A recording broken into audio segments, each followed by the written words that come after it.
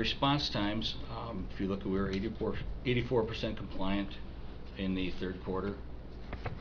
And the compliance is right for the fourth quarter at 86%, but on the exempted calls that were submitted, they all show a 0-minute response time.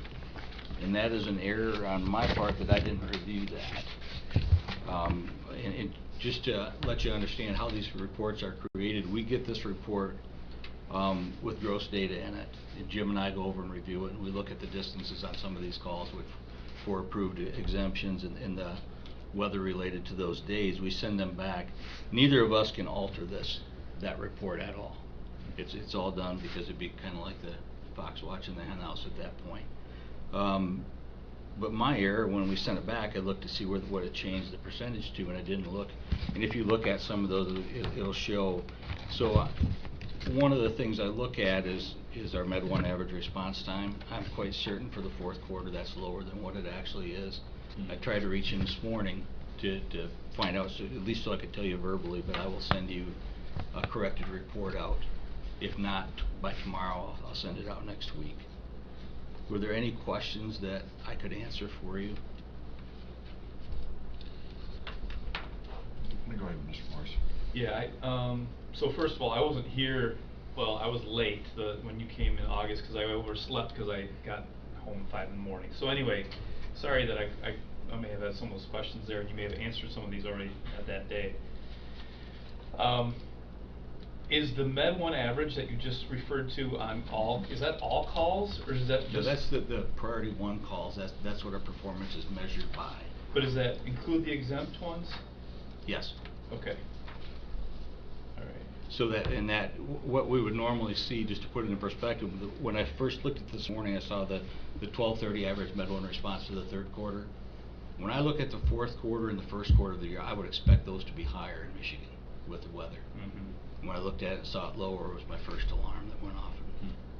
Okay. Mr. Erickson. And Jeff, we've got 3 buses back up. Yes. And you just got 1 short shift so far on the next schedule? I can tell you we'll be down to 2 after 1600 today. But we're looking at, and we're looking at also taking back transfers. We did is trying to retain our people, stopped our non-emergent transfers from 11 p.m. until 7 a.m. to crew change to make sure that we weren't running them to the point where they were leaving. And so we're looking at least for sure taking the ones to Muskegon after that point. And how are those inter-hospital transfers going now? You know, they've improved.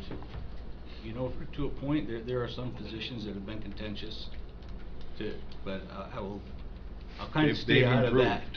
You know, but yeah, they've improved, and Mr. Foss has been, I will tell you, since our meeting, has been an entirely different person to deal with, and I'm positive about that.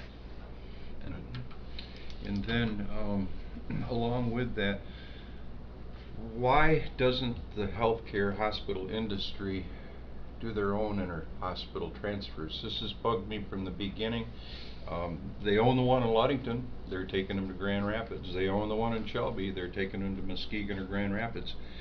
Why aren't they transporting their own business? And do you see that changing in the future? That takes buses off our roads. You know, what I do is I see them contracting, which Spectrum is already doing. They're contracting at least 1 vehicle from Rockford Ambulance from noon until midnight. They have at times also been contracting with Thornapple to come in from the outside. It's no secret our healthcare system across the board needs some significant work, and you know, to point at any one entity and say you're the problem, it's a circle. You know, I sat there and I listened to a physician, and they didn't say anything, and it's not from this area, but he pointed out some of the critical transporters that were overnight. He says, well, we have this patient. We took them down because he had to have the MRI to know if the surgeon needed to operate. If they didn't need to operate, then it wasn't a serious situation. But they failed to look in the mirror and say, we've got an MRI with nobody operating it at night. And, you know, and I get it. I understand Yeah. the staffing is across the Yeah. board, and it's just, it's coming together and working together to solve the problem and see what's best. The paramedic problem is not gonna go away by a hospital creating their own EMS service. Correct. Or transfers. Mhm. Are you behind the wheel as much as you've been? No, I would, you know, looking back, and it's for the last 2 years, my average work week has probably been in the upper 60s to 70s. And looking back at the last month, I'm probably at 60 or under. So it's a huge adjustment trying to get back into a more leadership role the majority of the time versus on the front lines. And yeah, I'm looking forward to that. But Mr. Morris, oh, Yeah. I'm sorry. In our barn, the barn on 20, where are we at with that? I've asked for that to be a high priority. And I've not involved in that. I haven't seen any drawings from it, but that is you know, I'll be brutally honest. I've said, you know, okay, we've been here X number of years now. This needs to be moving forward. And from the standpoint, I'm anxious to see what impact it has on this. It'll definitely lower our average Well, I'm response looking time to at the 'em. east side of the Sure. county. I'm looking at them, you know, But none I'm of not them- sure the overall percentage where it will affect, because Yeah. still, a high percentage of the calls are gonna occur on this side of the county. And we've got it'll be Gerber a over challenge to there. see how we make those adjustments as far as when one vehicle is out. And if we need to make adjustments. Mhm. Thank you. Yeah. Yeah. So what percentage of the time, and I know you guys said, sounds like you talked about that when you were talking with Mr. Foss down at the hospital one time, and you met with Mr. Walker and Mr. Erickson about what percentage of the time is there's 2 buses on the road in Oceana County versus 3. Now this is what I hear from constituents, you know, they wanna know, you know, what our I could- service level. I can provide that for you, because I know Jim looked at it a few months ago. What I can tell you is it's improving, that we're probably looking at almost 90% right now. Okay.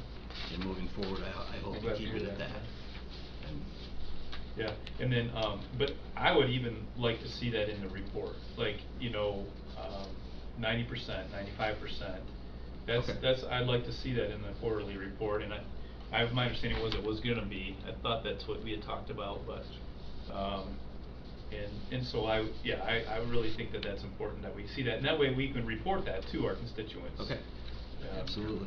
Cause we are held accountable. Knowledge is to them. power. Yeah, exactly, yep. How many times a day would you say, and again, these are more things out here, how many times a day are the ambulances designated for Oceana County, on transports of non-Oceana County residents?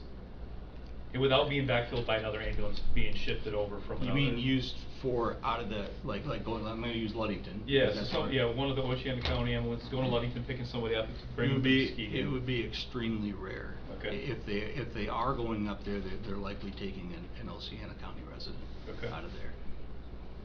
And the exemptions to that would be is we're doing multiple at the same time, and if the Oceana County resident is a higher priority, the Ludington, or the Mason County ambulance will take that. And do you, like, if they're designated for Oceana County, you backfill that then sometimes with like Nuevo County or ambulance, you'll have them shift over?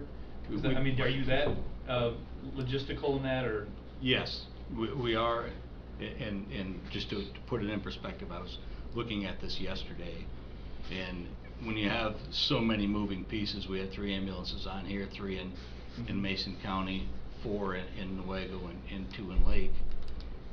Nuevo County all of a sudden within 10 minutes ended up with 0 ambulances in it. Well.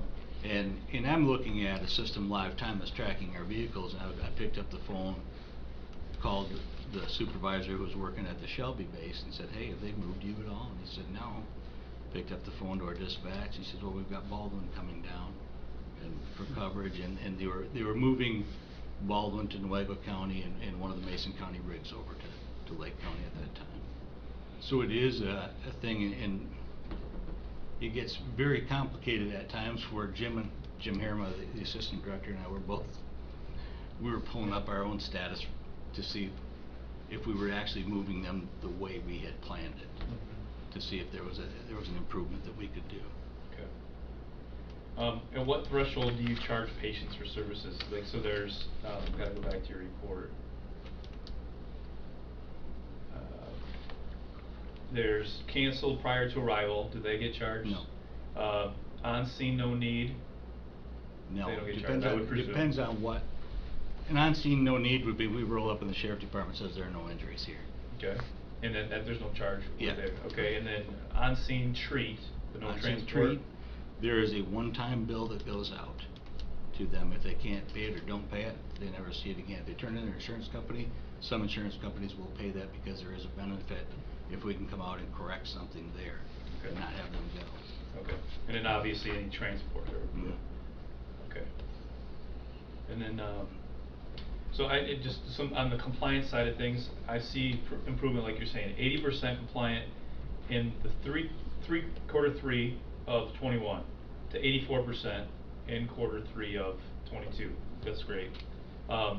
Number of cases, uncompliant cases, was 131 in 21 in quarter three, 76 in quarter three of 22. That's great.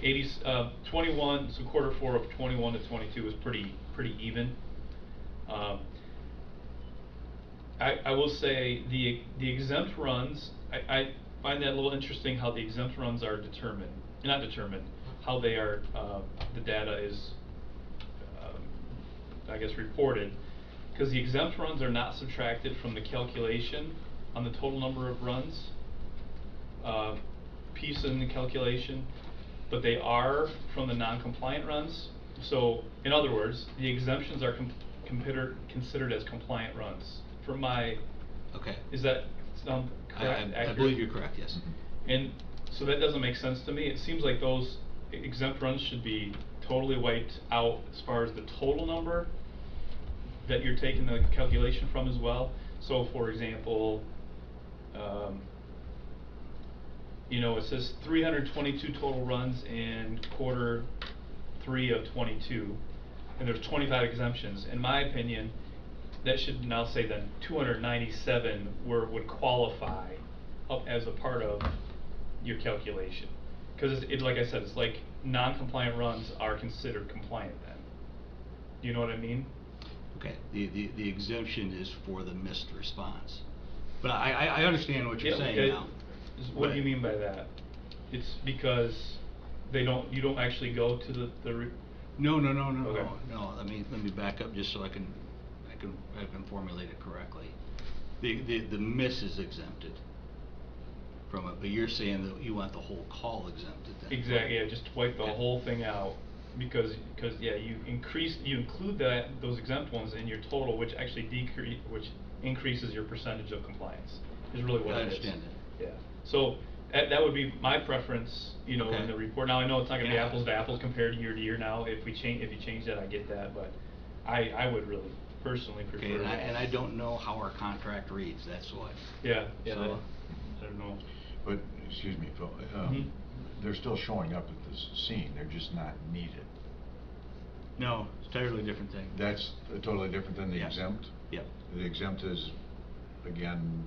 The always- exempt is the missed response is because they were weather exemption, there's mileage. Okay.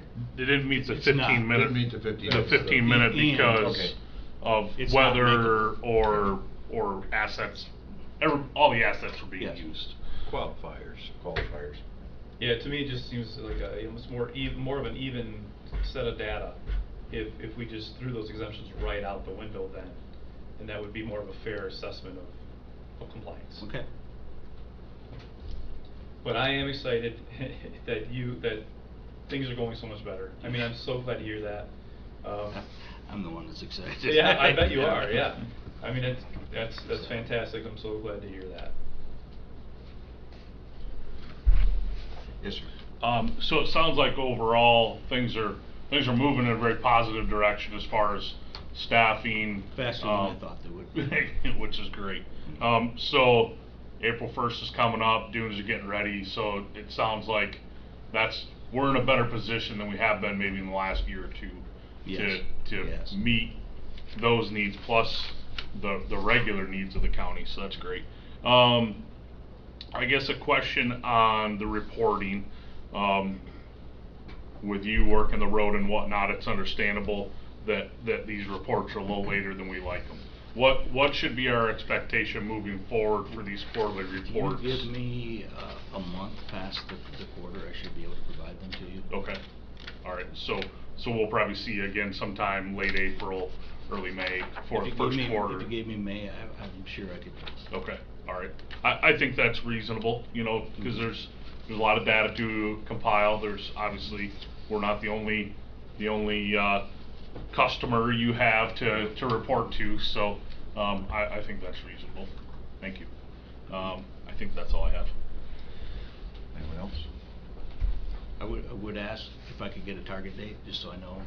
Sure. If I get an invite or just a thing, I can put them right into my calendar then. Yeah, yep. And then deadlines that I have Right. set as well. I'll work on that. Thank you. Mr. Hardy. Yes. I just would like to say that Mr. Erickson and I were part of the meeting down in Shelby Hospital with Mr. Stockhill and Mr. Faust and Dr. Reed, and it was a difficult meeting for everybody who was there. And Mr. Meyer.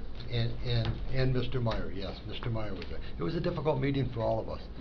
But Jeff, I want to thank you and thank Mr. Faust for the two of you sitting down and going down a real difficult road and working out a plan where everybody has been able to move forward. Well, that's always the goal. The first 15 minutes in that meeting, I didn't know what it was going to come up. But It was you know, good. The two of you as administrators were able to work it out and move forward, and thank you for that. You're welcome. Well, and I've got to add too, Jeff, nobody asked for this pandemic. And I know from listening and watching you what you have done personally through this pandemic. You've gone above and beyond. Well, thank you. And I think everyone owes Mr. Stockhill No. some gratitude No, for the I just- time that I'm the fortunate windshield for the time. people that I work with. Well, but you, when the bus needed a driver, it was you that put your boots on. And honestly, that part is still a lot easier than this part here. Thank you. Thank you. All right. Thank you, Jeff. Thanks, Jeff. Thanks. All right, Administrator Biard, consideration of opioid settlement resolution 23-06. So in a previous report, I had come to the board about a new opioid settlement agreement and whether the board, that the board would need to opt into if that's what they chose to do, and that's what this resolution is for. It's for a settlement with Teva, CVS, Allergan, and Walmart, and a resolution is required. Okay. Any questions? They wanted me to sign that, and I forwarded it to the county administrator, because once again, I am not signing any documents without the entire board approving them. Yeah. Okay, moving on again, opioid fund use discussion. So we have received the initial payment, and I talked about this previously, the initial startup payment for the Janssen settlement, which is, we have $109,000 in there. I've also provided you with copies of the, what these funds can be used for. And it pertains to opioid remediation. And I am suggesting that a committee be put together so that that committee can make a decision on, unless the board wants to make that decision as it relates to what these funds will be used for, because there are specific things that it pertains to. So that's a discussion that the board needs to have. I don't know if you want that put on the next agenda to discuss, if you want to talk about that today, or how you would like to go about that. Mr. Hardy, there are so many things that are not allowed in this. Some things that really bother me that aren't allowed in this. But I think that the idea that Ms. Bayer just brought up about having a committee, I think if we have one or two at the maximum commissioners that are involved, I would also like to see if the sheriff has time, that the sheriff can sit in on those, because a lot of these things, he gets feedback from his office, his deputies, on what's going on out in the field. Yeah, and I read through those disbursement regs, and they're pretty You know, strict. so, yeah, you know, but, you know, if we had two people who could sit down along with the administrator, and if the sheriff would have time to do that, I think it would be worthwhile. I don't wanna see it have to be 3 and 4 hour meetings for them to go to, but if they could do nothing else but par down a lot of the things that really don't affect, you know, the people we were elected by. And it also states a minimum of 70% of such funds must be spent in future opioid remediation. Future. So we have $30,000, $32,000 right now, and the rest of it has to go into the future. I like the idea of a subcommittee, or a committee. You had stated that the committee would make the decision. I'd like to see the committee Bring it back to us. Yeah. make a recommendation. Recommendations, Yes. yes. Pare it down. Yep. You know, Yeah. come from 5 pages of allowable things down to, Right. you know. Yeah. So we can discuss that now, or we wanna put it on the agenda for the next meeting, unless we have a volunteer? And Phil I'm raised personally- his hand. No, not about, I'm saying I'm personally comfortable with the committee direction for sure too. Yeah. I say let's just make that decision today personally. Is that a volunteer? No, it's not. He went like this, huh? Yeah, that's what I- I'll volunteer the motion, but I'm not volunteering to be on the committee. Mr. Hardy, can we ask the sheriff if he is willing to sit on that? I am, I'm absolutely willing to say. Fantastic. Mr. Beggs? Yeah, I could do that. Okay. Is there anybody else? Mr. Walker, would you like to be on that, or? I will if you don't want to. No, I'd rather have somebody So, more experienced. Yeah. Experience isn't always a good thing. Experience with opioids, or what do you? It might be one day of experience repeated 365 times too. so- No, I'm comfortable with that too, if, you know, between the sheriff, I- Mr. Banks, I and think you that- and Tracy. I think the sheriff will have more input on this than any of the rest Yeah. of us. I don't know, we don't need a vote on that, I guess if you guys wanna volunteer for the committee, and it's a committee that's just gonna No. report back to the board No, on the no, recommendations, so. I assume the settlement has guidelines of what that money. Lots of Big guys. time. Lots of them. I'm out. Yeah, I know, that's the. Yeah, he- No, they're pretty restrictive, and No, it no, kind of okay. tells you where you can And, go. Alright. and they're written in hieroglyphics. Oh, great. Right. Government speak. I don't know if, one of the Lawyers- things lawyers that they speak. suggested is including your health department in that, and I don't know if you want to go to do that, but. Let's do the initial, Yeah. Okay. because I guarantee you, Mr. Erickson, correct me if I'm totally wrong, I guarantee you if we invite the health department, They gotta come. that they'll come to the meeting like this. Oh, yeah, I'm sure. But it maybe that fits in if I sit on it, because Mr. Erickson and I do represent the board on the District 10 Health Department. And it'll be on our agenda next Friday, I'm sure. For them to Well, come. if you gentlemen wanna set up a meeting time and, with the administrator. Concurrence from the other board members that we do that? Yeah. Yes. Yes, for sure. All right. Work around the sheriff's schedule and Thank you. Mr. Begg's schedule will make it happen. Thank you, gentlemen. Appreciate that. Ms. Biard, consideration of, remaining health department rooftop units, So we have replaced, I believe, 2 of the rooftop units at the health department. The units were purchased pretty much at the same time, within a year of each other, and our maintenance department is requesting that the remaining units be replaced.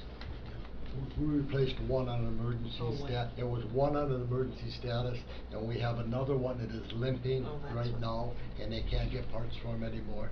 And Brian actually, asked me to stop up and see him, and I at first had the thought that why replace them all at the same time, because they'll come due again at the same time instead of stagger them, but when he explained that they're non-serviceable now. And I do believe, there was money from the ARPA funds to pay for these, am I correct? Or were we paying for them? That is the request, is to use ARPA funds for these. We did use ARPA funds. For the roof, yeah. Yes, for the roof and for the one that we did replace. Right, yeah. Already, but, that's what we're requesting. The other thing that Brian told me was, whatever contractor we select will disconnect the ones that we have now, and they will be all ready to set the other ones on the roof. Show up time on a crane now is $1,000 show up, and he wants to do them all at once. That shocked me when they said it was $1,000 to get a crane that can lift those things.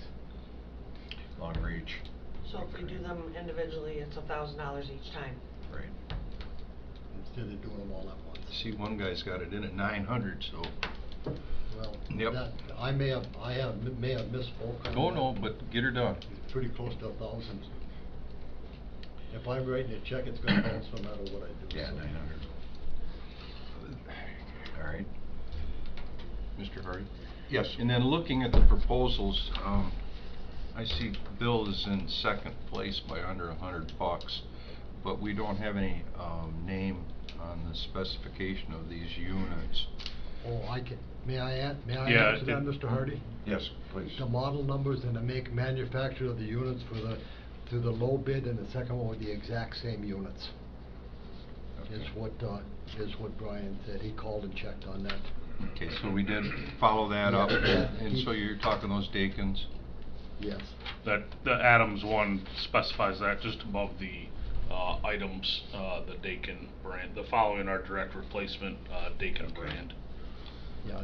The one thing that Adams, quote, doesn't say that the Carmichael does is that it's, includes, the Carmichael includes crane service and the permits. Do we know, are we comparing apples to apples? The permits are included. Okay. Permits are included, and the crane cost is in there for Adams as well. Oh, it is? Yeah. I believe. Brian Crane to told- get units on the roof, $900. Brian commented to me was Oh, that there it is. they're the exact same things. Okay. And I know he has been working with Tracy on this a lot, Yeah. you know. Every time he comes to me with something, get bids, get bids, get Yeah. bids. So, yeah. Mr. Hardy? Yes. My one comment would be, I know in the example motion has MarTech on it, but I'm looking at, maybe that's just, it is an example, but I'd like to go Oceana County potentially, support the Oceana County, even if it's $100 more. Expense. In this particular one, Mhm. I think we should go with the low one, and I'll tell you why. They have the contract for 3 more years to service our units. MarTech does? MarTech does. You mean Yes. the ones that we put in last year? MarTech will be servicing them. Okay. Yeah, I mean, they're close, it's not like they're Yeah. really, they're not in Grand Rapids or even Yeah. Muskegon, I get that, so, Well, okay. the owner lives in Oceana County. Oh. Okay. Is that, I think that's a correct statement. The owner lives in Oceana Okay. County. Who does Brian feel better working with? I guess that would be. MarTech, he told me. Yeah, this was what he proposed. Okay. Okay. Yeah, Because he that's has to work with them on a regular Yep. basis. They have to do maintenance if it's required, and it just, yeah. Are there service contracts on all of our stuff, or just a? The mechanical stuff. Oh. That's the big ticket item that we did service. Sure. Yep, We okay. found out not having routine service done on them, Yeah, that it was horrible. yep, interesting, okay. That includes changing the filters and Sure. and checking the Freon and everything Cleaning before. condensers. You know, everything that they need. Any other questions? All right, moving on. Ms. Biard, office space, court's decision? So this This is not asking for additional funds. It's more, a conversation that I had with the judge, and I talked with Bob about it, and he asked that I bring it to the board and make you aware of their request. They had requested funds from ARPA for, adequate space allocation of the circuit court jury room and front of the court enforcement officer, and the board approved that. They are now asking if, the room that's just outside the Board of Commissioners room here, if we can take that wall out and make that a circuit court jury room, and then move the front of the court enforcement officer down to where the old jury room is now, for a total of $3,500, which will be taken from the funds that the board has already approved. And I'm asking if, I don't really need a motion or anything, I don't think. I think we're just asking for, if the board is okay with them taking on that space for a jury room. I wasn't comfortable, we all know the lack of space we have, and I wasn't comfortable with putting that all on Tracy's back, you know, to make the decision, and having the members come up here and walk into our next commission meeting and find out that this has all been remodeled and ask a question. So I just thought that it would be best to explain why we're doing it. It does open up this office right behind us for the space that our IT department needs. It really is shifting things around. Correct statement that Yeah. that it opens up, you know, it opens up a lot more. There's some- And if the judge doesn't have a problem with the jurors walking from the courtroom into the jury room down here, they're gonna be going through general population at times. I guess that's, the sheriff will probably get asked to have his bailiff, you know, walk the jurors down there. I don't know how that's gonna work. But if they're asking for it, obviously they don't have a problem with it, and it just seems like a better use of space. Sheriff? We had a minor concern, or a concern about the security also. It's quite a convenience to have restrooms in the jury room. And, you know, that's gonna be an issue every time we seat a jury if we don't have a restroom. That are, you know, they're gonna be exposed, and it's gonna take a bailiff to escort them back and forth to the whatever restroom we choose to use. As it sits right now, they do have restrooms in the circuit court jury room.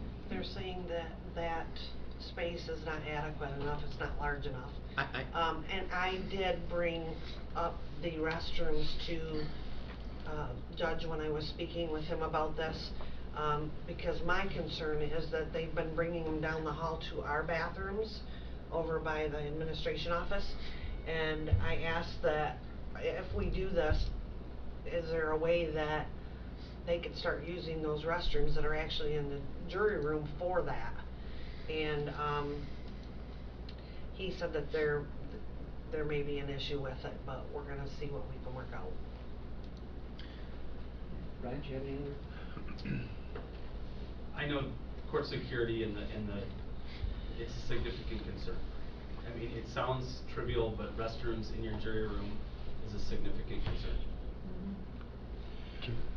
Can I do this, Yes. Mr. Hardy? Yeah, please. Sheriff or Undersheriff, do you have a recommendation for us? It falls back on your shoulders, you know, as far as controlling the juries. I'm not familiar with the space, I'm sorry, but how much different space is it than? It's not very, that jury room is not very large. It's small. It's small? It's small. Haven't been in there forever, so. It's small, and there's two small bathrooms in it. They're small. Well, they've been using the boardroom, but there's an issue with them using the boardroom because there's been times when they've requested it and you have a board meeting. So. Yeah, sorry. Mr. Hardy? I was When kinda did- waiting for a response, but go ahead. When did juries get bigger that we've outgrown the room? I think the issue of using the boardroom was when they when COVID came, they wanted more space to Spread spread out. people out. Mhm. So whether or not people are still uncomfortable being in close proximity to one another, I don't know. But that's when that changed, when they wanted more space to use the boardroom for juries, was as a result of the pandemic, so. Yes, Mr. Moore. May I ask Yeah. a question, Mr. Hardy? Before we move forward with this, do we want somebody from the Sheriff's Department to have a discussion with the judge, so the judge understands the concern that they have over court security with the jurors and I think that'd everybody? be a great idea. And we can wait, we should not have to have a lot of discussion on 11th of October, sorry, I keep saying that. On the 11th of April, we could handle it there. Now, this is, board members, fellow members, this is just exactly why I wanted this to come before this, instead of it just being approved and done. Right. You know, so can we hold off on this? We've been this long, and let there be a decision based on the data, on how we're actually I'm agreeable gonna with do that, this? yeah, because it's really gonna put a lot of strain on the Sheriff's Department. No question about it. Can I make one more comment? Absolutely. So I guess this question is directed to you guys. It would sound to me like if we have to have a bailiff escort somebody to an off-site bathroom, it'll almost require 2 brown uniforms, because then you leave the rest of the jury exposed. Somebody's exposed in that Right. scenario where you're using an off-site bathroom, which is a problem. Yes. Supplying 2 bailiffs or uniforms is a problem. So, yeah, I think that's a significant hurdle that needs to be figured out. Maybe they just need a smaller table in the jury room.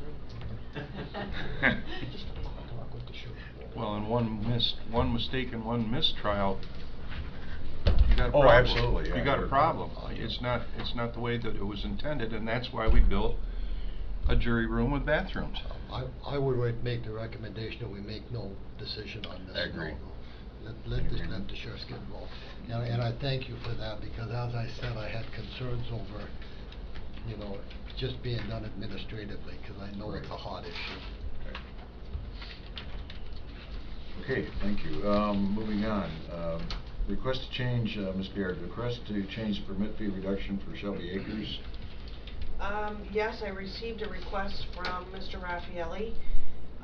He is asking that the fee structure be changed from the 45% down to 35%.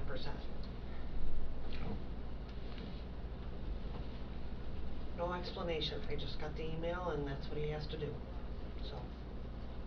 And that, this is stemming from the Right. motion that was made at the It was last passed, meeting. yeah. So, okay, That's okay. all right. Any questions, comments? And that was purely done to reflect the their position now based on the fees that we're charging for the permitting. Okay. And after a little more clerical was done, that's what prompted this letter. Perfect. All right, Ms. Biard, again, administrator review of selected claims for payment, and I'll let you do the administrative report as well. Okay, so the claims have been provided for you. Are there any questions on those? Could I interrupt?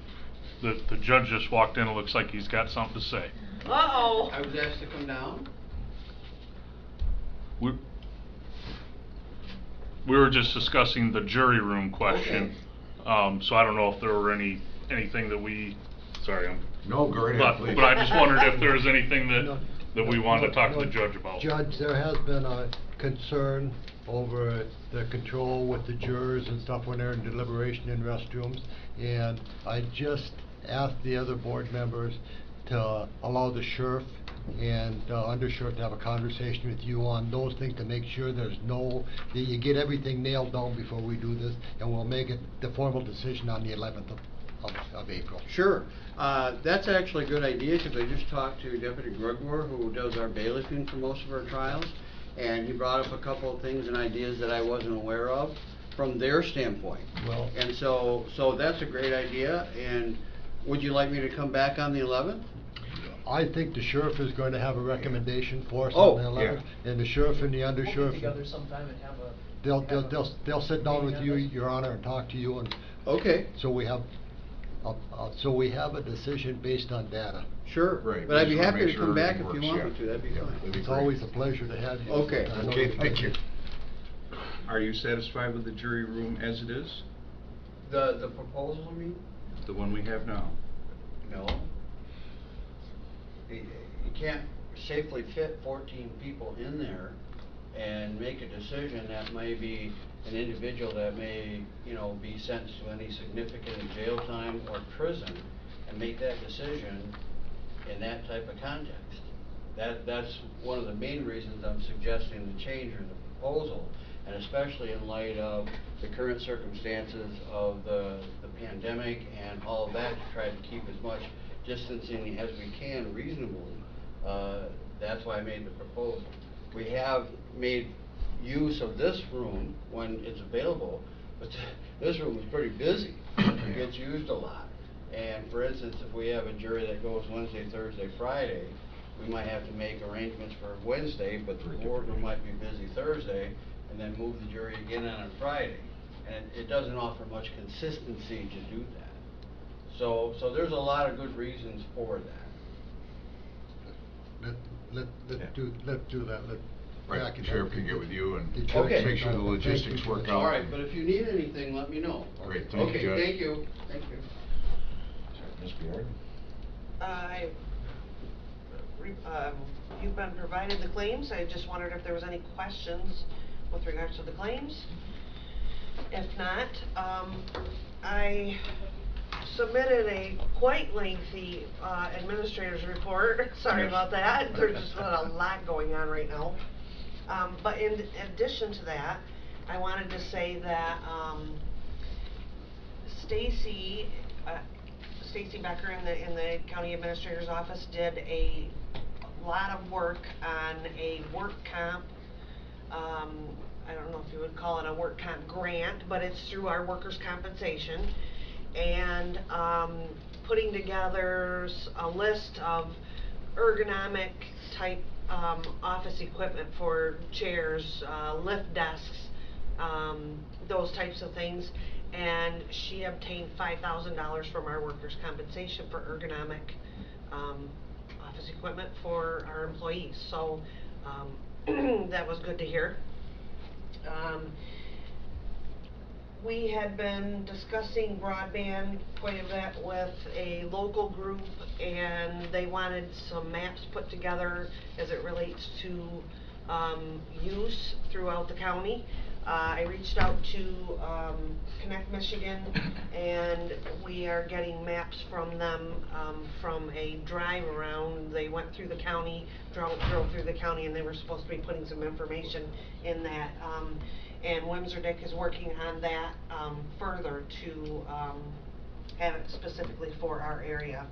So on top of that, part of the committee is providing us some additional information so that map will be more up to date.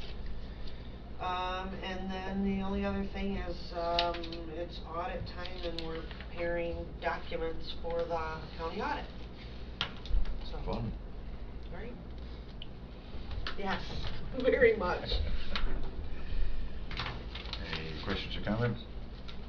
Okay, moving on, this was added to the agenda for discussion on the contracts for the Sheriff's Department for the two townships in Walkerville, I believe.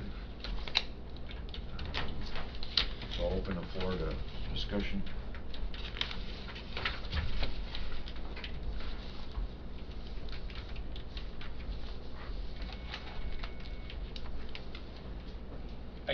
I'll just say my only concern with it is, do we have the manpower? That's my only concern. I want to help out our municipalities, Walkerville, and. So that's volunteer hours, it's not assigned. Oh, so they would volunteer? Overtime. It's overtime. Okay, I see. I didn't catch that. Yeah, non-overtime. It's overtime at their own pleasure. When they wanna come work an overtime shift, they can come work a 4, 6, 8, hour overtime shift, and that shift will be billed back to the entity. So if a guy comes out and spends 8 hours in Walkerville Village, Walkerville will get a bill for their time spent there. Okay. I will inject something too. I had an opportunity just a little bit ago to talk with the undersheriff when I was looking through the contracts. I wanted to make sure that I was concerned about the fact that if that officer, while working, say for Walkerville, ends up going to court, my understanding would be that would be construed as his work hours if he has to report to court for a day or whatever. Okay. So, Well, yes, sir. I had some questions, and I'll just, if you want me to throw them out or you want me to send them, you know, but I just had some things questions that I needed answers to. The $65 an hour, if it's a command officer, is that price gonna change to cover his cost? That covers sergeants and below. So a sergeant is at top wage, and then there's deputy, you know, there's the different steps of the pay scale that covers. What, if they're coming in, if they're working a 4-hour, does that cause any 16-hour shifts with your officers working 4 hours before their regular 12-hour shift or 4 hours after their regular 12-hour shift? Yes. I think you better check with our work comp carrier on their opinion on that. Did you get a response from them, the work comp carrier? No, With the I what? did, I may have.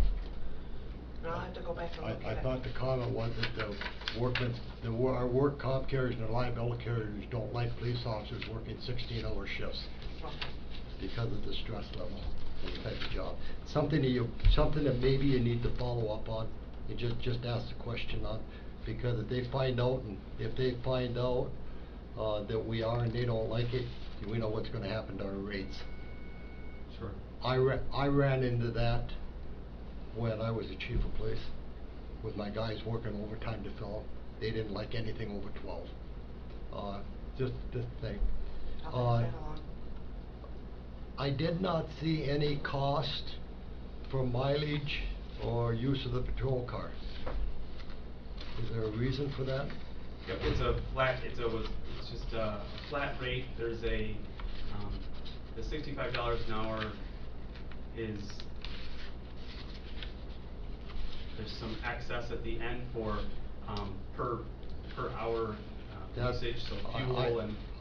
I think you need to provide the numbers to us on the fuel and the patrol car, because even though they're leased vehicles, we still have a cost to them. So I'd like to see the numbers. I wouldn't have any way to tell you what the cost per hour or mile is. Take the chargeable rate at state at 58.5 cents an hour. If you look at the Department of Transportation guidelines, they have chargeable rates per hour on everything. You know, whether it's a piece of heavy equipment, a snowplow, whether it's a truck, what it is, they do chargeable rates. Just a concern. What happens if our deputies are working on a contract basis with one of these other units of government, and their $3,500 portable radio gets damaged or taken totally out of service? Whose responsibility is it? Or any other equipment? Just a question, you know, and these are things I don't expect an answer from right now, you know, but they're, you know, some of the concerns I had. Last one. For at least the last 30 years that I'm aware of, when Oceana County Road Commission does any work for any other unit of government, there is an administrative fee of 8.5% that goes on the top to cover the payroll, to cover the attorneys for these contracts, to cover all of it.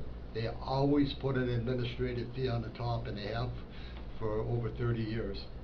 Did we consider putting an administrative fee on the top of these contracts to cover our costs? Or should, but another thing, I'm just telling you that's what the Road Commission does, and it's maybe something we should consider. And I just open it up for discussion, you know, and Ryan, I do not expect answers to these things today, but, you know, if if we got one shot on getting it right, there was one, I can show it to you later, but on the bottom of the first page, there's a typographical error in the last sentence, and it doesn't amount to anything, you know, just one letter that's superposed. Surprising coming out of the law office, but just concerned. And gentlemen, the only reason that I ask this question is I've been involved with these contracts before. When I was the chief of police in Montague, the city of Montague covered under contract White River and Montague Township, and they were all things that we had built in to those contracts. So it's kind of having been there, it just kicks in again. But thank you, gentlemen, and thank you, Mr. Hardy. I have a couple Yes. comments. Just a couple things to point out, especially the agreement with Hesperia is very this is a different contract, but the premise and the hours are the same. I don't know if the cost, I don't know if the dollars are different. I think it was a package price before, not a per hour, but the hours all reflect very closely to an agreement that we signed a number of months back that wasn't adopted by Hesperia, the village of Hesperia. One caveat is these contracts have gone through our lawyer, but they also, especially, they all state, at least the village of Hesperia, up to 48 hours a week, I believe, when our previous agreement that we signed stated 48 hours a week emphatically. So I think that's a benefit to us, obviously, with staffing levels and whatnot. To guarantee 48 hours a week is probably out of reach even at full capacity without adding another body. So I think you know, we've belabored this point quite a bit, and that's why I wanted to have discussion today so that we could make sure we're able to act at our next meeting. But I think the agreements are set up well. Hesperia really is the only commitment that has significant substance as far as commitment. The other ones are pretty, you know, a couple hours over the course of weeks or months, and that's easier to fill. So Ryan, does that, bringing up that contract that we approved prior to it, is that pretty close to the $65 an hour? That might be something we just look at real quick, because I think that had your automotive and insurance and everything in. That was looking at a full-time person and assigning a vehicle and. Okay. So, but yeah, we can kind of see what the comparison might be. Yeah. Yeah. A little different situation, because again, this is volunteer, and it might not be 48 hours, but it's just kind of curious to see. That might kind of give you an indicator too. I know you're not going to be able to track mileage, because maybe they're not going to drive anywhere, or maybe they are, but it might give you kind of a good idea. I just want to make sure the $65 is a reasonable number, and I think the workers' comp thing is another thing that's definitely. So that's all part of it. That's but taking a look at it just to make sure that if they are doing a 16-hour shift or something, that somebody doesn't. These guys work 24s. We used to have an EMS company that we owned, and they worked 24s then. It's the same insurance carrier, but They have downtime. They have bedrooms in every one of their stations. Yeah, and just a quick check. I have that information Oh, you do? for the workers' compensation. Oh. Yes. And. Because Bob had reminded me that I had reached out to them, and it's long. It's a long email, so it's lengthy. So AJ, he said this is what he found when he was doing his research. Could not find any document or law that states how many hours an officer can work per day. This is information about officer burnout and what to look for. Any other questions or concerns, please let me know. So it relates to,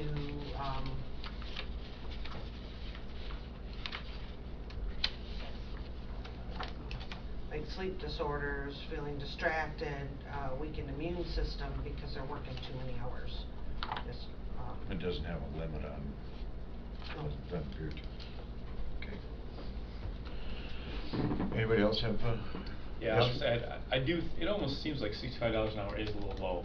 I mean, and I could be wrong, but with overhead and all these extra things to consider, I mean, I don't wanna, I'll, you know, make it unfeasible for them to be able to do that, but I'm just trying to think how much an overtime officer would make, like, what, $45 an hour, and then workers' comp.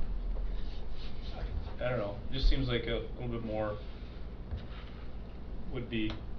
I would be more comfortable with, you know, based on the information that's gathered over this 2-week period. Yes. Yeah, and I'd like to add right now, better get it on the table right now.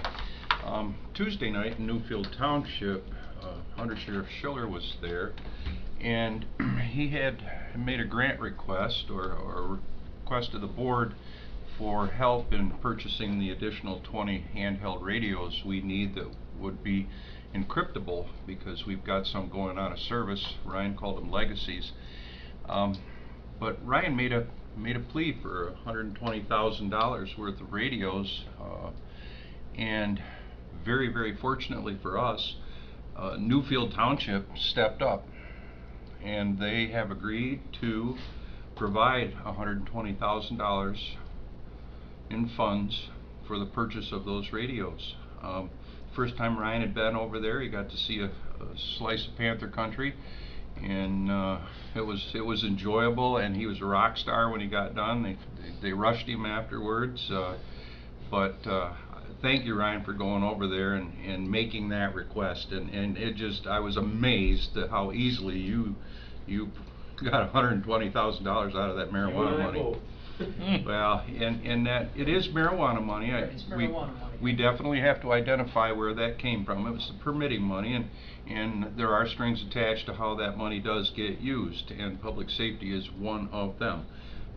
So I really do appreciate Ryan going over there, and Hesperia has stepped to the plate for us, and I really feel, after I spoke with Mike Barber, village president, and Newaygo County's been trying to help over there, and until they come up with a larger pay scale for to have a police chief in Hesperia, they've got some very serious issues in that neck of our woods that definitely need to have more brown cars and blue cars available and in that area.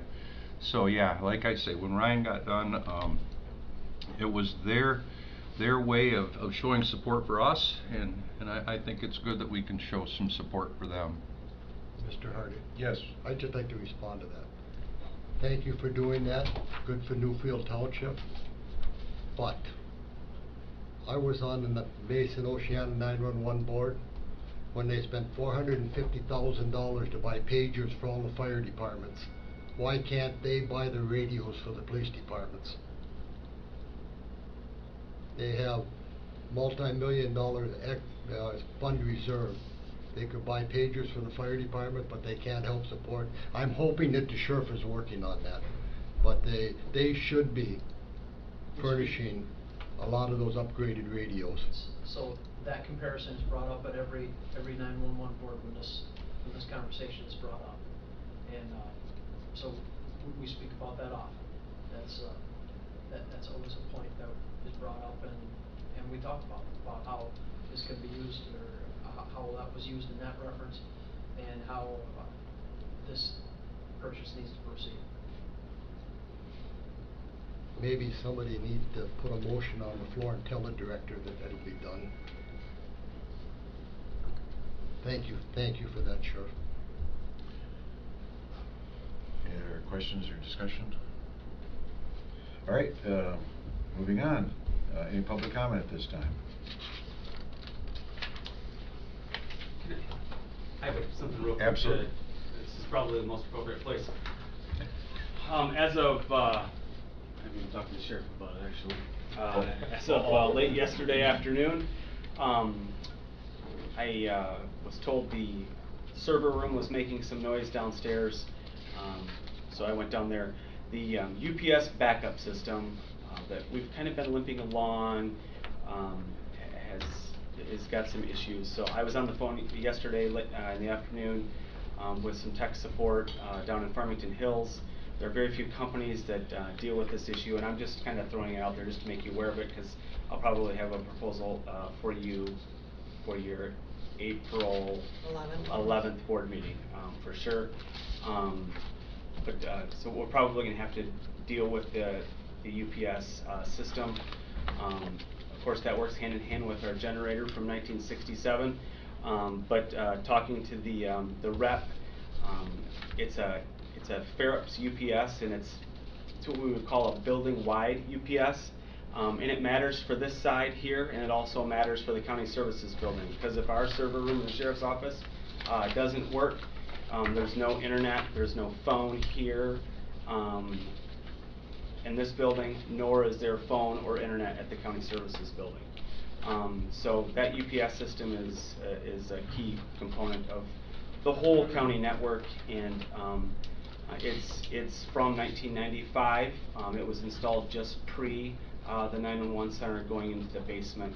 I had a quote done last year because I had an inkling that this might rear its ugly head.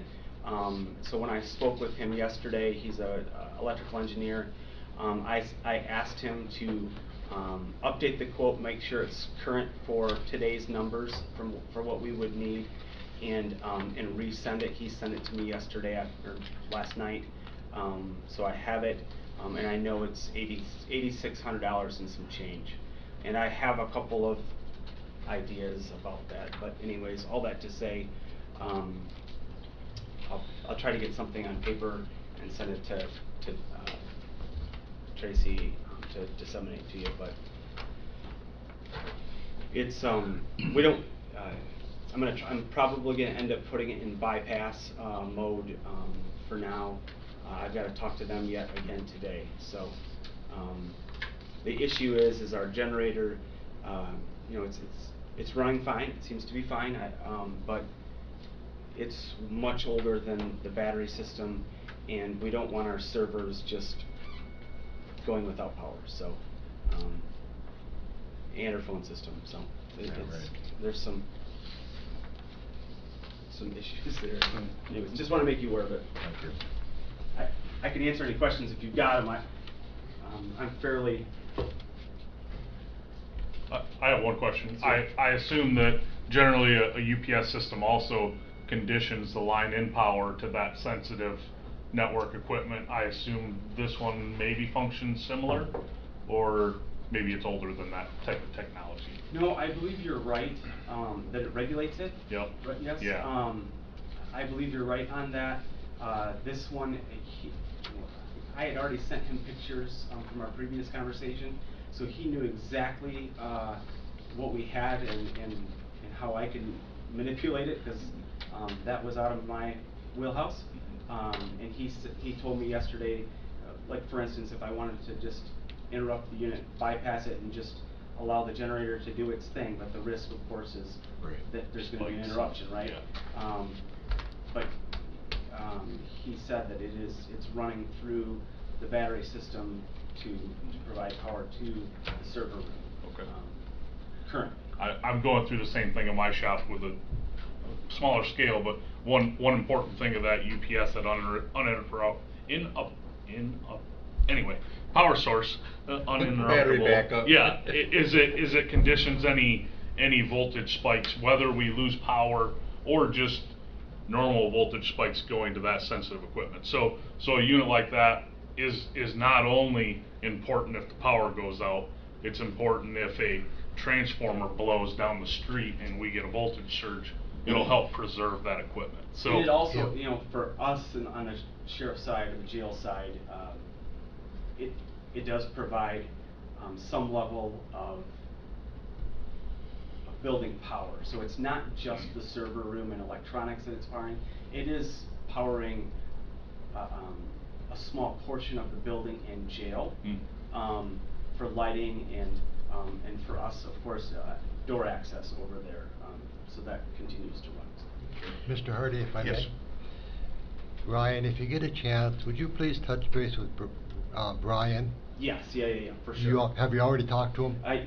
Because we've got major problems with our power coming in over here too, and if we've got to do something with both things, it may be better to do them both at the same time. But just touch base with them, and maybe apples and oranges too. Yep. But, thank you. Ryan, Sir. what's the lead time on a replacement unit like that, though?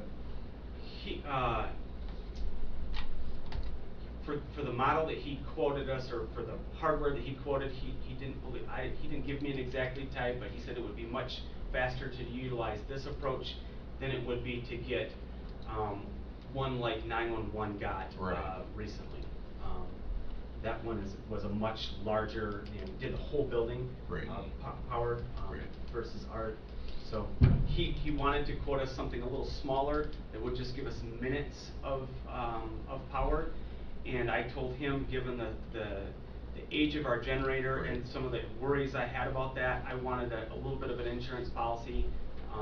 So this allegedly will give us 100 minutes of power. So it just gives us a little bit longer. A little bit longer.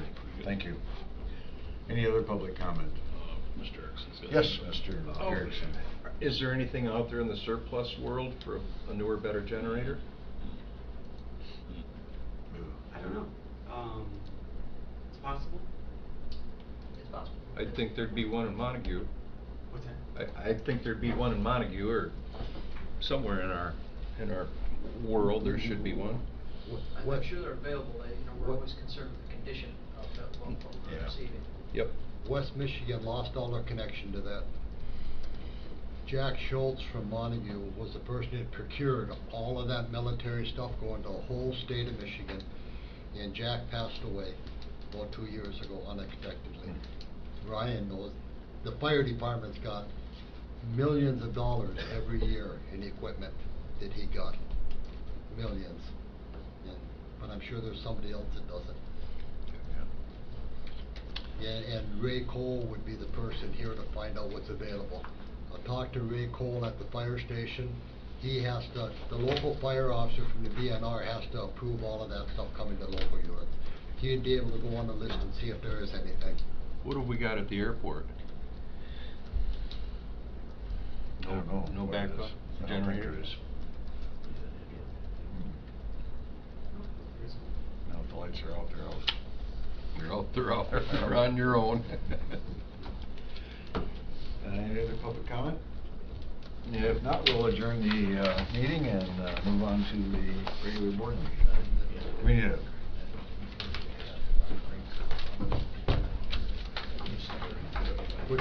Put your track shoes on, gentlemen. Thanks, Jeff. Put your track shoes on, gentlemen. We'll just follow Tracy, she's leading. No, put the track shoes on after we get ready to start the meeting. Are we all ready? Yeah. I ask that everybody stand with me and join me for the Pledge of Allegiance. I pledge allegiance to the flag of the United States of America and to the republic for which it stands, one nation, under God, indivisible, with liberty and justice for all. Thank you.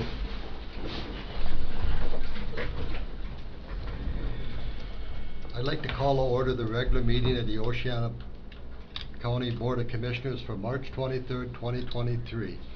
And I ask the clerk to do a roll call, please. Mr. Erickson? Here. Mr. Morris? Here. Mr. Beggs? Here. Mr. Hardy? Here. Mr. Walker? Here. I ask for a motion to approve the minutes for March 19th. So moved. So moved, Mr. Erickson. Do we have a support? I'll second Hardy. Support by Hardy. Any questions or comments on the as presented? All in favor of approving as presented, say aye. Aye. Aye. Conflict of interest disclosure regarding agenda items. Are there any conflict of interest for the board members? Hearing none, changes to the agenda as presented. Adding that motion, I'm drawing a blank right now, actually, as I'm sitting here, but what was it, wow, I'm drawing a blank. For the, committee? Yes, yeah. for pay the- structure, What's that? the pay structure for the, or are you Plum. holding off on that? No, this No. is the committee of the board to look at the opioid The opioid settlement. funds, I don't think we need them. No, Oh, okay. We, I'm okay with- we were going to look at the pay structure for the, new plumbing and mechanical inspector. You know, Well, aren't we going back to that in April? 411. Or are you waiting Yeah. for that for the, No, I contract? was talking about the opioid committee, so Yeah, I we don't don't think you need need a to- motion for that. No, No, I it's take just, it back what I it's said. kind of a volunteer committee. If we hear, if you would like, I would appoint the member to that committee. Okay. You know, under my under Commissioner's comment. Sounds good. So, remind me because I'll forget before Yeah. we get there. So the inspection, are we holding that off till we get the contract back from the attorney? Yeah. For the next meeting? What's the consensus? So that's 2345 is what you're talking about? Well, that one is yeah, that'll be that one, but we also have to worry about the pay structure for Okay. that position. I think we should do the proposed pay structure so they can offer a contract. All I right. have it wrote out if somebody wants it. Yeah. You can take a look Oh, at it. yeah. if you want. And then what we're looking at is, do we have to amend those contracts, you know, with all of them? Yeah. And the other question I had was about Economic Alliance. I think we're out of time today, Okay, personally. so add that to the next. I'm gonna email the committee and ask them to make a official proposal Okay. to us. Okay. That's better. Okay? Is everybody clear then where we're at? Yep. Vaguely. Okay? Approval of the agenda as presented. I'll make a motion to approve. Thank you, Mr. Beggs. I'll second Hardy. Support, Mr. Hardy. All in favor, say aye. Aye. Public comment? Mr. Beggs, Veterans Affairs bylaws. I'd like to make motion 2023-24 to approve the addendum to the bylaws for the Veterans Affairs Committee as presented. I'll second that. Moved, Mr. Beggs, supported by Mr. Morris. Roll call vote. Were there any questions or comments? Roll call vote. Mr. Beggs? Yes. Mr. Morris? Yes. Mr. Erickson? Yes. Mr. Hardy? Yes. Mr. Walker? Yes. Seeing we did that, Mr. Morris, Veterans Affairs Committee appointments. Actually, as a point of clarification, this is not to add to the number, this is to replace Terry Dykema. So currently Okay. on the current 5-member board, they have an open position. And, yeah, Yes. there you go. Thank you. Mr. Chairman, I make a motion to appoint Mr. Kim Tate as recommended by the Veterans Affairs Committee to replace Terry Dykema, to fill an unexpired term to end on December 21, 2024. Mr. Morris, motion, do I have a support? I'll support. Mr. Biggs, support. Any discussion? Roll call vote. Mr. Morris? Yes. Mr. Beggs? Yes. Mr. Erickson? Yes. Mr. Hardy? Yes. Mr. Walker? Yes. Mr. Erickson, opiate settlement resolution. Motion 2023-43 to adopt Resolution 23-06, authorizing entry of participation agreement in partial settlement of the National Prescription Opiate Litigation and entry of state-local government intrastate agreement concerning allocation of settlement proceeds, and allow the chair to sign these agreements. I'll second that. Moved by Mr. Erickson, second by Mr. Morris. Any discussion? Roll call vote, please. Mr. Erickson? Yes. Mr. Morris? Yes. Mr. Beggs? Yes. Mr. Hardy? Yes. Mr. Walker? Yes. Mr. Morris, Health Top Department rooftop units. Mr. Chairman, I make a motion to approve the purchase of 4 rooftop units for the Health Department building in the amount of $30,227.34 through Martech to replace existing dated units with funds to come from the ARPA funds.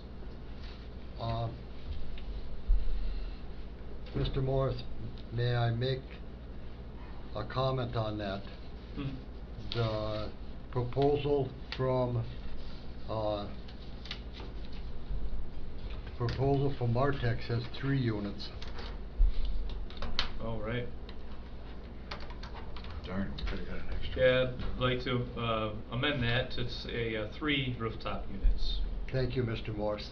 Do we have a support for that? I'll support. Hardy. Thank There are 4. That's what I thought. There's 3 3-ton and 1 5-ton. Correct. Correct. Yeah, there are 4 units, Yeah, 4 they're all- rooftop units. I stand corrected. Thank you. All right. Mr. Morris, I is take your that back motion again. I'd like to amend my motion to say 4. to the original the Yes, original as written. correct. And I'll Thank you. support still. Thank you. Oh, yeah. Now that Mr. Beggs was so kind to straighten me out again, any other discussion? Full-time job. Yeah, he's working overtime. Yeah, that's right. $65 an hour for this one. Roll call vote, please. Mr. Morse? Yes. Mr. Hardy? Yes. Mr. Erickson? Yes. Mr. Beggs? Yes. Mr. Walker? Yes. Mr. Hardy, Shelby Acres reduction in permit fees. Motion 2023-14A to amend the previous motion 2023-14 to read 35% rather than 45% as requested by Shelby Acres. Support. Moved by Mr. Hardy, support by Mr. Erickson. Any discussion? Roll call vote, please. Mr. Hardy? Yes. Mr. Erickson? Yes. Mr. Morse? Yes. Mr. Beggs? No. Mr. Walker? No. I'd like to make a statement to the board members. I'm not in favor of, even though this is 10% less, I am not in favor of any reduction for an individual group like this. It's not an individual. Well, okay, it is an Group. individual group. It is one organization. It's a nonprofit.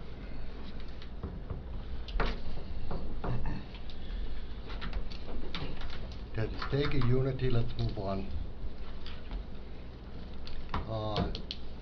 Mr. Beggs, plumbing and mechanical inspector contract. I'd like to make a motion to allow the county administrator to negotiate a contract with Sonny Smith to provide plumbing and mechanical services and to allow the chair to sign A proposal. pending review by the board. I guess I'm gonna make the motion pending review by the board. And we'll get that to the county attorney too. Yeah. Yeah. Before that happens. Yep. yeah. Approved contract. Let's get a support and then we'll go into No. discussion. Support. So, thank you, Mr. Erickson. Discussion. Yeah, what he's, it's the new approved contract, I Yep. guess. Yeah. Yeah. But by doing this, the administrator will be able to tell Mr. Smith what the terms of the payment will The be. compensation will Yeah. be as Compensation. such. Yeah, so she'll be able to discuss that with you. Yeah. Sonny's a good egg. So, any other comments? Roll call vote, please. Mr. Beggs? Yes. Mr. Erickson? Yes. Mr. Morse? Yes. Mr. Hardy? Yes. Mr. Walker? Yes. Mr. Hardy, payment of claims, please. Okay, board approval for payment of claims for March 23rd, 2023. Ambulance fund, $2,558.13. FOC fund total, $2,399.92. Automation ROD fund, $1,670.16. Indigent Defense Fund total, $11,969.11. LOCT Fund, $3,615. ARPA Fund total, $110,208.51. Department of Veteran Affairs, $3,410.66. Technology and Innovation Fund total, $23,974.81. Capital Projects Replacement Fund, $554.69. Foreclosure Fund total, $2,370. Building Department Fund total, $7,289.35. General Fund total of $341,581.05, and a grand total of $511,688.39. Do we have a support? More support? Any discussion? Roll call vote, please. Mr. Hardy? Yes. Mr. Morse? Yes. Mr. Erickson? Yes. Mr. Beggs? Yes. Mr. Walker? Yes. Public comment? You have another Oh, sorry. motion for the pay structure for the building and electrical department? The pay structure? The pay structure for the inspectors? I thought we just did that. No. We haven't done the pay structure yet. That was to negotiate the contract. We Yeah. need to ratify our 50%, 50%. Mr. Beggs, would you care to do the pay structure? So I have it written out if you'd like me to read it, and then you can say, Yeah. I make that motion. That sounds good. So the motion will be motion number 2023-47. Establishing the pay for new inspectors at 55% of permit fees, with half to be paid when the permit is purchased and the remaining half once the project is complete, with 100% for plan reviews. Once the final inspection is done, or 2 months after the permit expires. Okay. 2 months or 60 days, or yeah, 60 days. 60 days. Or 60 yeah. days after the permit expires. Final inspection or 60 days. For 60 days, okay. We'll get it to you. I will make that a motion. Do we have Support. Support by Mr. Erickson. Any other discussion? Roll call vote, please. Mr. Beggs? Yes. Mr. Erickson? Yes. Mr. Morse? Yes. Mr. Hardy? Yes. Mr. Walker? Yes. And I asked the administrator the written, when you get a written note, to get the clerk I sure will. a copy. So, thank you. I'll email it to her right now. Do we have anything else? Do we have anything else under agenda items? I'll try public comment again. Gary, the Lone Ranger. Oh, just a minute, Gary, give me a couple minutes. I jumped the gun here. Reports from commissioners first. Oh. Yeah, I was gonna say, that's usually out of order. Mr. Beggs? Just one thing I'd like to, he's not here, but I'll commend him anyway. Our emergency manager, Troy Maloney. I am, in my other hat as a private business owner, I am part of the local emergency planning team. Yes, there's a committee and there's a team. So Troy's done a good job of bringing together law enforcement, fire, health department, hospital, DNR resources. Invited we had a representative from the Ludington Station Coast Guard at our last meeting. So Troy's doing a good job networking with all of our EMS is included in there, school safety. There's a myriad of things there that Troy is doing a very good job of networking with all of our emergency response assets in really the region, not just the county, and doing a good job there coordinating just some think tank ideas and grant expenditures, grant opportunities, but really just pulling together really a good team of sounding board people to continue collaboration for emergency response if the need arises. So I'm happy with the work that he's doing there, and just enjoying getting kind of a front row seat, both in this capacity and just because I enjoy it, watching that work. So interesting opportunities there that they're going well. Anything else, Mr. Beggs? I think that's it. Thank you. Mr. Hardy? No report at this time. Mr. Morris? Yeah, You have in front of you performance evaluation for Administrator Byard. I'm the Personnel Committee Chair, so I felt like it was my responsibility to make sure that we are in a timely manner. Can you believe it's almost been a year, that Ms. Byard has been with us? So just to make sure we get the positive feedback and maybe some growth feedback, if that's there. We want to make sure we provide that. So it's in front of you. If you could fill it out and give it back to Stacy within a month, hoping to have it compiled in the month of May and then be able to share that with Ms. Byard. So that's there. April 3, there's a public meeting in Shelby. I think you all got the email from that Ms. Byard forwarded on, and that's about the water main extension for there's two projects there. One's for Baseline Road and one's for the Shelby Acres. And so that's a public hearing is what it is.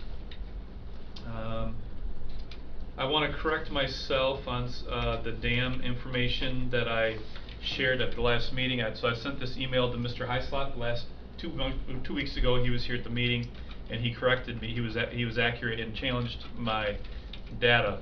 I did some digging about the amounts that have been expensed towards the maintenance of the Crystal Valley Dam, and I stand corrected. The county spent $57,000 to $60,000. There's a little bit of conflicting info in 2001 and $37,000 in 2011.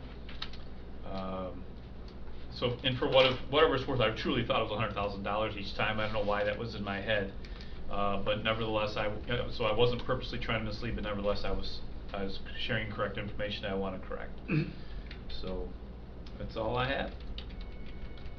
Mr. Erickson? Monday morning, I met with the Michigan Department of Health and Human Services along with our medical care board, and what we do have there are two things. Those are two separate entities, but we meet one meeting after another. In our DHHS building up on Polk Road, we only have 4 to 5 individuals working in that building right now at this time. And if you recall, years ago when that building was built, we have it on a lease, but it was full, and I want to say there were 30 to 40 people working in that building. But Department of Health and Human Services now statewide is looking at a work from home situation for all of their employees. They are going to implement a call center so that calls coming in would be dispersed out throughout the system, so that if you're in queue, you would get some service a little bit quicker. Therefore that building will be basically unused. And it'll be interesting to see what uses we may find in the future for that new building up on Polk Road. But as it was said at that meeting, there will be 83 other buildings in Michigan that'll suffer the same fate because of this. Also, the food allowance is being clawed back this year, and they do feel that there will be a food emergency amongst these families. They're watching that closely. They expect that food pantries and other entities will come up and help meet the need for these families. That's another challenge we have. And they also, at this point in time, are suffering employee crisis. So there are jobs available at the Department of Health and Human Services if anyone has that inclination. At our medical care board meeting, what we did find is that our census is running fairly normal now at about 68 to 70 residents. That's about 12 to 14 below our break even. We still are looking at about a $200,000 loss monthly until we can raise those numbers, but the restrictions are being lifted from the building. And as far as COVID-19 is concerned, we did have 13 outbreaks of COVID-19 in that building, of which I'm pleased to report that out of those there were only 2 deaths. One was unvaccinated, one was vaccinated. The other 11 were all vaccinated and boosted and did recover without any complications that were were necessary for further medical. So there's a great sigh of relief within that community that now it's not going to be the burden it had been on those elders. But it's been good. The halls are opening them up. We talk about heating and air conditioning in these other buildings, and right now we're struggling. Hopefully they'll find a fix that we can raise the mandated temperature in our halls. We're supposed to run somewhere over 72, 73 degrees in our halls, and there's space heaters throughout the building trying to keep it warm enough, and this is the second month we suffered with this complaint. So my hope is that we get a fix on this real quick, because I'm not going to take my mother to our medical care facility if it isn't warm enough. That ain't going to happen. Also, what we did find in filling the beds, when a hospital has an elder that needs to come back to their home community, they get posted out there amongst all the other elder care places. So in this large pool, and it's one incident that's right front and center with us, in this large pool of people that are going to be released, and it comes back to what Jeff had said about the inter-hospital transfers, and that transfer also includes from the hospital to a medical care. They only happen during specific times, and hospitals are anxious to boot them out, and facilities are having beds opened. So what we have found in some instances, that an Oceana County taxpayer, some families have paid for generations for our medical care facility. We've had a couple incidents of recent where these Oceana County taxpayers were not granted a bed at our medical care facility, and I've had a problem with that. I've voiced this more than once over there, and it is my hope that they come with a better procedure for granting beds to these individuals at transfer time, really based upon the time that they spent taxes in this county and supported a millage for our medical care. I was mortified when I found out one of these boys died over in Nuevo County when he should have been right here in Hart. And I'm just, this is not the first time this has happened, but I do hope that we're able to rectify the situation where our people that have paid for our medical care get beds there. This is very, very concerning to me. So this did get brought up. We've had the conversation. There's a couple other items that are going on within the medical care building right now, as far as opening up the garden, so they say. So when the garden gets opened up and things get free, we can go back to the PT, where we used to have physical therapy and a volunteer basis that could come in. People had access to the building, so we're seeing that start to happen. And once we can get the doors swinging both ways in that building, it'll really help out tremendously. They've got some CNAs in training, they've gotten more staffing applications, so it looks to be as if a lot of our employee issues might be solving themselves as the ambulance issue. The other thing I did this past month, I explained we went to Newfield, Newfield Town Board, full house, amazing meetings over there, but Ryan did an excellent job for them, and I'd like to commend Nancy Connolly at this point in time for her cool composure at the last meeting. And I want to say that we all must support our clerks, all of our precinct clerks, and the job that they do during elections. You know, the past few years haven't been easy in the clerks world, but Nancy's done an excellent job over there. A lot of people look to her for answers, and I think that we owe Nancy Connolly an atta-girl for that. Thank you. Did the medical care get their contract negotiated with employees? There's still, yeah, there's still the, you know, there's still an inter-medical care thing going on, but yeah, things seem to be leveling out much more, and the contract nurses that were in there was a lot to do with the dichotomy in the building, and we're not utilizing contract RNs like we had been. So it's gotten, you know, if the problem's going, it's going. So yeah, I feel a lot better about what's going on in the medical care world. And if we can get up to break even, we will be good. We got about $4 million in cash. We did move $1 million over so that that'll be set in a, you know, rainy day fund. But we're still healthy, and we're taking applications, and we're trying to fill beds. Thank you. Thank you, Mr. Erickson. Couple things. Land Bank, we had a meeting on Tuesday. Oceana County is very, very fortunate to the dedicated people that are on the Land Bank board and the leadership that Mary Lou Phillips does with it.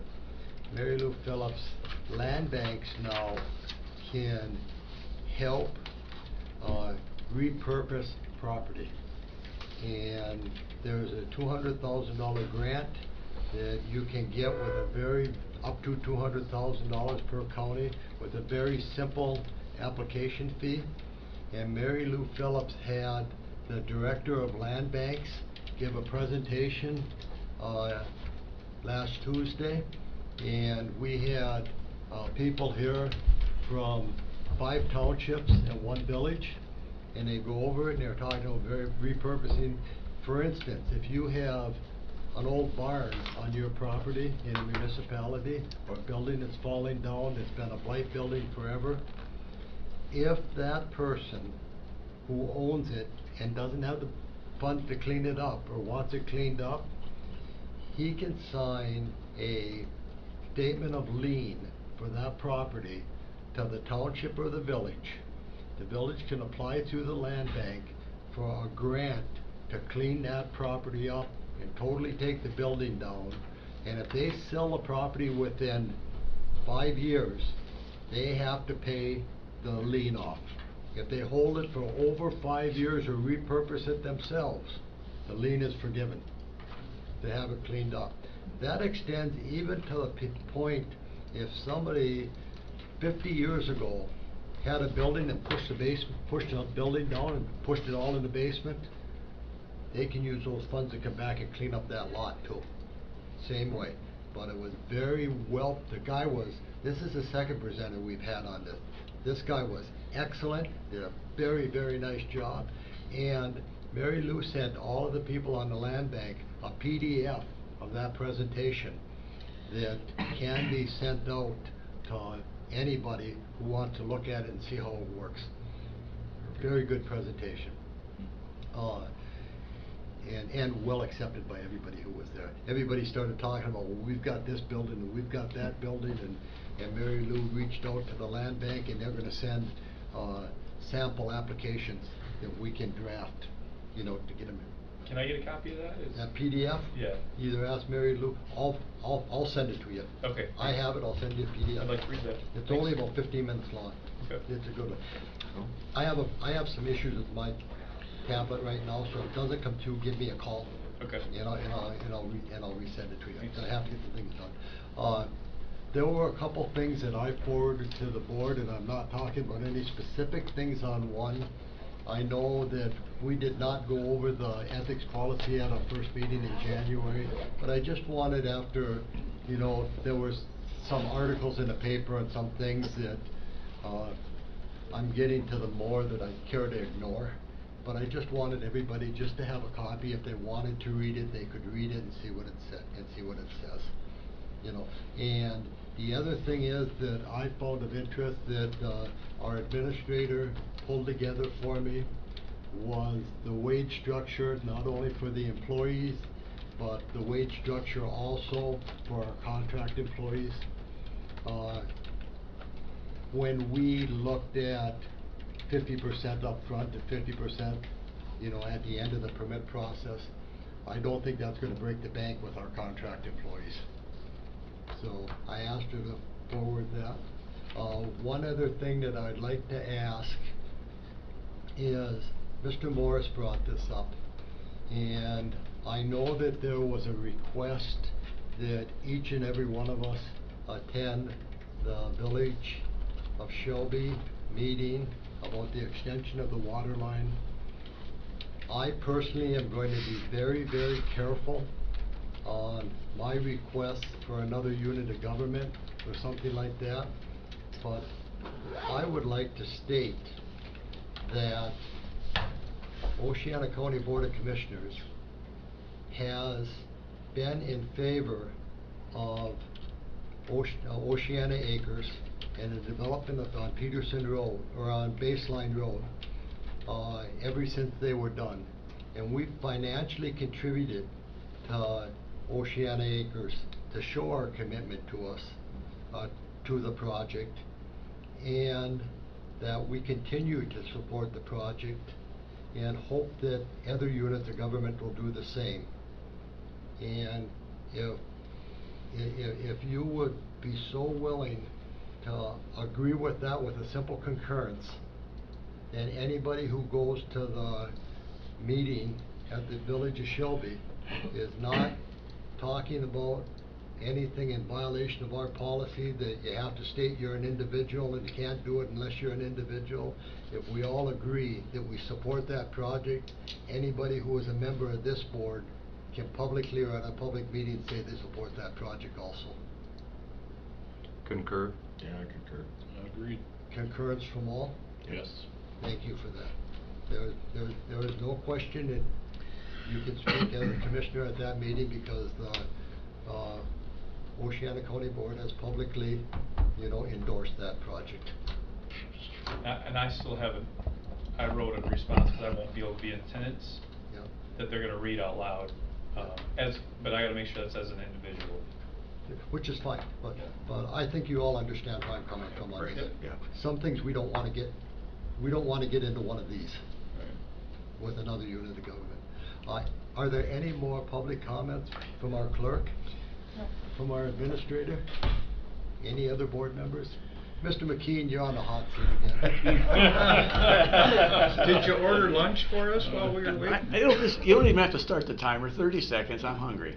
I wanted to bring you up to date. I was able to talk to U.S. Fish and Wildlife up in Marquette the other day, and Kevin Mann, who is a biologist who is involved with the Great Lakes through the Joint Commission with the United States and Canada. He's basically looking at lamprey eel infestation into the creeks. Well, Crystal Creek falls into what his scope is. There's 350 creeks that go into the Great Lakes in Canada and the United States. This is one of them potentially. He's coming here on Tuesday. I've asked Mr. Erickson, Mr. Lee Heislip, also John Warner, and also Rich Pugsley, who is involved with the watershed in Pentwater, to meet out there at 10 o'clock with Kevin, and we'll get an idea of what can be done or couldn't be done. But there is potentially money that could be used to repair the dam. I'll let you know. Thank you, Mr. I think my Thank 30 you. seconds are up. Thank Yeah, you, thank you, Mr. Do we McKean. have anything else to come before the board? Just wanna say I appreciate your legal counsel here today. Legal counsel. Your name tag says legal counsel. He's expecting a different paycheck now. Just a minute. That's no pay raise. I didn't change this, by the way. That- That's pretty nice, yeah. I get $250 an hour. Right. And any more from the next hour. Yeah, nice long meeting, huh? That's a paralegal. As we adjourn the meeting, thank you for your input. And once again, thank the administration and the clerk for their help with the meetings. I can tell you, sitting in these chairs for 2 hours is okay. Sitting in these chairs for 3 hours. Different really, story. It's really a pain. Yeah. Well, that's Ryan when he went over to Newfield the other day. He told Newfield